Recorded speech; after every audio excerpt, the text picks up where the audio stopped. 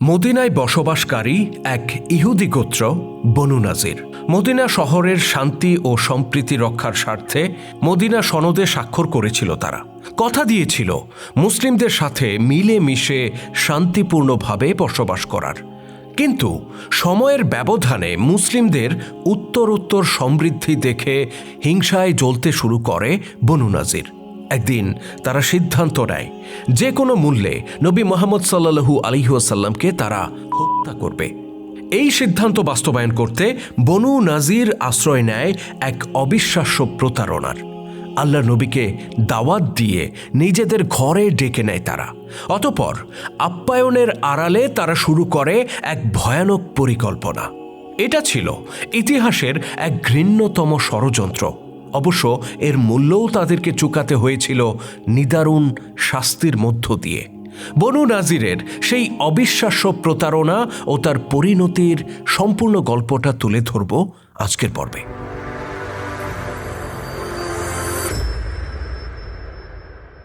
বদরের যুদ্ধের কিছুদিন পর একজন মুসলিম নারীকে সম্মানহানি ও একজন মুসলিম পুরুষকে হত্যার দায়ে বনু কাইনুকা নামে এক ইহুদি গোত্রকে মদিনা থেকে বহিষ্কার করা হয়েছিল, যে গল্পটা আমরা ইতিপূর্বে আমাদের আরেকটি পর্বে তুলে ধরেছি। এই ঘটনায় মদিনার অপর ইহুদি গোত্র বনু নাজির ক্ষিপ্ত হয়ে ওঠে। তারা সিদ্ধান্ত নেয় যে কোনো উপায়ে তারা নবী মুহাম্মদ সাল্লাল্লাহু আলাইহি ওয়াসাল্লামকে হত্যা করবে। তবে এর জন্য তাদের প্রয়োজন ছিল উপযুক্ত পরিবেশ পরিস্থিতির, কেননা রাসূলুল্লাহ সাল্লাল্লাহু আলাইহি ওয়াসাল্লাম তখন মদিনার সবচেয়ে দাপুটে ব্যক্তি। উহুদের যুদ্ধের পর এরকম একটা মোক্ষম পরিস্থিতি পেয়ে যায় বনু নাজির। এই যুদ্ধে মুসলিমরা বেশ ক্ষতিগ্রস্ত হয়েছিল। ৭০ জন সাহাবী শহীদ হয়েছিলেন সেখানে। শুধু তাই নয়, উহুদের মাত্র ৫ মাস পর বীরে মাউনার ঘটনায় শহীদ হয়েছিলেন আরও ৭০ জন। বনু নাজির মনে করে এটাই সুযোগ। তারা রাসূলুল্লাহকে হত্যার নীল নকশা আঁকতে শুরু করে। একদিন কয়েকজন সাহাবীকে সাথে নিয়ে অপর একটি গোত্রের কাছে যাচ্ছিলেন আল্লাহর নবী। পথিমধ্যে বনু নাজির গোত্রের বসতি ছিল। তিনি বনু নাজিরের নেতাদের সাথে সাক্ষাৎ করেন। তাদের নেতারা তখন বলে, ওহে আবুল কাশেম, আপনি আমাদের এখানে বিশ্রাম করুন, আমরা আপনাকে একটু আপ্যায়ন করতে চাই। আল্লাহর নবী তো তাদের ষড়যন্ত্রের কথা জানতেন না। তিনি সাদা মনে তাদের দাওয়াত কবুল করেন এবং জনৈক ইহুদির বাড়ির দেয়ালে হেলান দিয়ে বসে পড়েন। এইদিকে আপ্যায়নের আড়ালে শুরু হয় ভয়ঙ্কর ষড়যন্ত্র। বনু নাজিরের শীর্ষ নেতা হুয়াই ইবনে আখতাব তার অনুসারীদেরকে ডেকে বলে, মুহাম্মদ তার কয়েকজন সাথী সহ তোমাদের কাছে এসেছে। তাদের সংখ্যা 10 জনও হবে না। এর চেয়ে ভালো সুযোগ তোমরা আর পাবে না। যা করার এখনই করে ফেলো। তখন আমর ইবনে জাহাশ নামে একজন বলল, এই দায়িত্ব আমার হাতে ছেড়ে দাও। অতঃপর তারা প্ল্যান করল যে দেয়ালটিতে হেলান দিয়ে আল্লাহ নবী বসেছিলেন তার উপর থেকে একটা মস্ত বড় পাথর ফেলে তারা তাঁকে হত্যা করবে। আর পাথর ফেলার কাজটি করবে হতভাগা আমর ইবনে জাহাশ।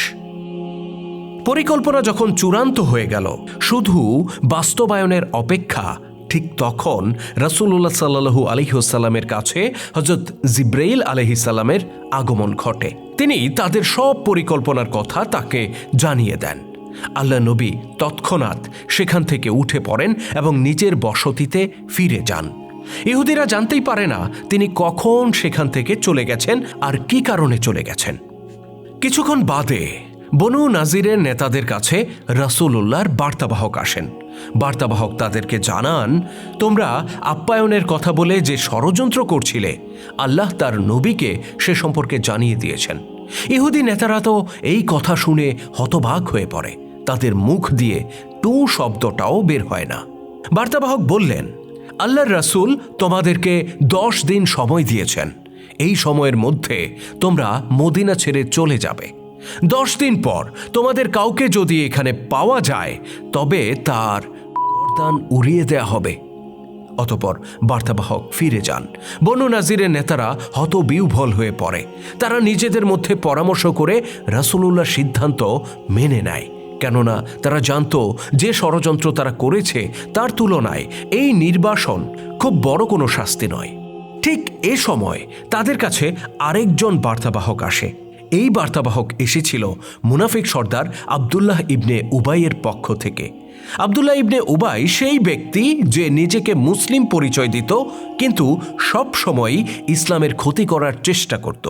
সে বার্তাবাহকের মাধ্যমে বনু নাজিরকে বলে, তোমরা কিছুতেই নিজেদের শহর ছেড়ে চলে যাবে না, বরং তোমরা তোমাদের দুর্গের মধ্যে অবস্থান করবে। আমার কাছে 2000 লড়াকু যোদ্ধা আছে। তারা তোমাদের দুর্গে প্রবেশ করে তোমাদের সাথে অবস্থান নেবে এবং প্রয়োজনে নিজেদের জীবন বিসর্জন দেবে। এছাড়া বনু কোরাইজার ইহুদিরাও তোমাদেরকে সাহায্য করবে। তারা নিশ্চয়ই তোমাদেরকে একাকী ফেলে যাবে না। এই আশ্বাস পেয়ে বনু নাজির সিদ্ধান্ত পরিবর্তন করে। তারা দুর্গের ভেতরে যুদ্ধের প্রস্তুতি নিতে থাকে এবং মুনাফিক সর্দার আবদুল্লাহ ইবনে উবাইয়ের পক্ষ থেকে সাহায্যের জন্য অপেক্ষা করতে থাকে। এদিকে রাসূলুল্লাহ সাল্লাল্লাহু আলাইহি ওয়াসাল্লাম জানতে পারেন বনু নাজির যুদ্ধের প্রস্তুতি নিচ্ছে। তিনি তখন সাহাবীদেরকে সাথে নিয়ে বনু নাজিরের দুর্গ অবরোধ করেন। ওই সময় মুসলিমদের অবস্থা খুব একটা ভালো ছিল না, কারণ উহুদ ও বীরে মাউনার ক্ষত তখনও শুকায়নি। সুতরাং এই যুদ্ধের ফলাফল কোন দিকে যাবে তা নিশ্চিত করে বলা যাচ্ছিল না। তবে আল্লাহ পাকের ইচ্ছায় সবকিছু মুসলিমদের অনুকূলে থাকে। তিনি ইসলামের দুশমনদের মনের মধ্যে ভীতি সঞ্চার করে দেন। মুনাফিক সর্দার ইবনে উবাই বনু নাজিরকে সাহায্য করার প্রতিশ্রুতি তো দিয়েছিল, কিন্তু তার নিজেরই পুত্র মুসলিম বাহিনীতে যুক্ত ছিল। তার পরিবারের অন্য সদস্যরাও ইসলামের পক্ষে ছিলেন। নিজের পরিবারের মধ্যেই কোণঠাসা ছিল ইবনে উবাই। এই অবস্থায় সে তার প্রতিশ্রুতির কথা ভুলে যায়। বনু নাজিরকে তাদের ভাগ্যের উপর ছেড়ে দেয় সে। এদিকে অপর ইহুদি গোত্র বনু কোরাইজার কাছেও সাহায্য চেয়ে ব্যর্থ হয় বনু নাজির। ফলে মুসলিমদের মোকাবেলায় তারা সম্পূর্ণ একা হয়ে পড়ে। তথাপি উদ্ভূত পরিস্থিতিতে লড়াই চালিয়ে যাবার সিদ্ধান্ত নেয় বনু নাজির। অবরোধ চলাকালে এক রাতে বনু নাজিরের কিছু যুবক দুর্গ থেকে বেরিয়ে পড়ে। তারা একটি নিরাপদ জায়গায় অবস্থান নেয় এবং রাসূলুল্লাহর তাঁবুতে আক্রমণ করার প্রস্তুতি নেয়। হযরত আলী রাদিয়াল্লাহু তাআলা আনহু তাদের এই তৎপরতা দেখে ফেলেন। অতঃপর তিনি ওঁত পেতে থাকেন। শিকারী বাঘ যেমন একাকী শিকারের উপর ঝাঁপিয়ে পড়ে, হযরত আলী রাদিয়াল্লাহু তাআলা আনহু ঠিক তাই করেন। কিছুক্ষণ পর একজনের কাটা মাথা নিয়ে রাসূলুল্লাহর তাঁবুতে আসেন আলী রাদিয়াল্লাহু তাআলা আনহু। তিনি বলেন, ইয়া রাসূলুল্লাহ, এই নরাধম তার সাথীদেরকে নিয়ে রাতের অন্ধকারে আমাদের উপর আক্রমণ করার পায়তারা করছিল। আমি তার উপর ঝাঁপিয়ে পড়ি এবং তাকে মৃত্যুর দুয়ারে পৌঁছে দেই, আর তার সাথীরা পালিয়ে যায়। অতঃপর রাসূলুল্লাহ সাল্লাল্লাহু আলাইহি ওয়াসাল্লাম হযরত আলীর সাথে আরও 10 জন সাহাবীকে প্রেরণ করেন। পলায়নপর ইহুদিরা দুর্গে প্রবেশ করার আগেই আলী রাদিয়াল্লাহু তাআলা আনহু ও তার সাথীরা বাজ পাখির মতো তাদেরকে ধরে ফেলেন। অতঃপর তাদের সবাইকে হত্যা করে কূপে নিক্ষেপ করা হয়। এরকম কয়েকটি ঘটনায় বনু নাজির গোত্র আতঙ্কিত হয়ে পড়ে। তাদের সাহস নিঃশেষ হয়ে যায়। এদিকে উপর্যুপরি বার্তা পাঠিয়েও মুনাফিক সর্দার কিংবা অন্য কোনো দিক থেকে কোনো সাহায্য আসে না। এই অবস্থায় অবরোধের 6 দিন মতান্তরে 15 দিন পর আত্মসমর্পণের সিদ্ধান্ত নেয় বনু নাজির। তারা রাসূলুল্লাহর কাছে এই বলে বার্তা পাঠায় যে তারা মদিনা থেকে বেরিয়ে যেতে প্রস্তুত। এক্ষেত্রে তারা নিরাপদে দেশান্তরিত হওয়ার সুযোগ চায়। আল্লাহ নবী তাদের এই আবেদন মঞ্জুর করে নেন। তিনি তাদেরকে অস্ত্রশস্ত্র ব্যতীত অন্যান্য সম্পদের যতটুকু তারা নিয়ে যেতে সক্ষম সেগুলো নিয়ে বেরিয়ে পড়ার নির্দেশ দেন। অতঃপর বনু নাজির নিজেদের সহায় সম্পদ গুছিয়ে নিয়ে মদিনা থেকে বেরিয়ে পড়ে। তবে তাদের মধ্যে 2 জন সৌভাগ্যবান ব্যক্তি ইসলাম গ্রহণ করে নেন। তারা রাসূলুল্লাহর সাথে সাক্ষাৎ করে ঈমানের ঘোষণা দেন। এই সৌভাগ্যবান ব্যক্তিদের একজন ছিলেন ইয়ামিন ইবনে উমাইর। ইতিপূর্বে আমর ইবনে জাহাশ নামে যে ব্যক্তি রাসূলুল্লাহকে হত্যা করতে চেয়েছিল, তারই চাচাতো ভাই ছিলেন ইয়ামিন ইবনে উমাইর। রাসূলুল্লাহ সাল্লাল্লাহু আলাইহি সাল্লাম ইয়ামিনকে বললেন, তুমি কি দেখনি তোমার চাচাতো ভাই আমার বিরুদ্ধে কি সিদ্ধান্ত নিয়েছিল? ইয়ামিন রাদিয়াল্লাহু তাআলা আনহু উত্তর দেন, ইয়া রাসূলুল্লাহ, আপনার পক্ষ থেকে আমি তার জন্য যথেষ্ট।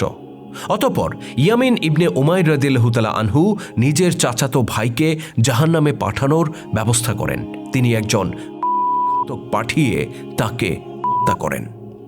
এভাবেই আল্লাহ তাআলা সীমা লঙ্ঘনকারীদেরকে তাদের পাওনা বুঝিয়ে দেন। ইসলামের গৌরবময় ইতিহাস নিয়ে নির্মিত ভিডিও চিত্র আমরা ধারাবাহিকভাবে তুলে ধরছি আমাদের চ্যানেলে। আপনি যদি নতুন হয়ে থাকেন তাহলে চ্যানেলটিতে সাবস্ক্রাইব করার অনুরোধ রইল। আর আজকের ভিডিওটি কেমন ছিল কমেন্ট করে জানাতে ভুলবেন না। যদি ভালো লেগে থাকে তাহলে অবশ্যই লাইক ও শেয়ার করে ছড়িয়ে দেওয়ার অনুরোধ রইল। আল্লাহ হাফেজ।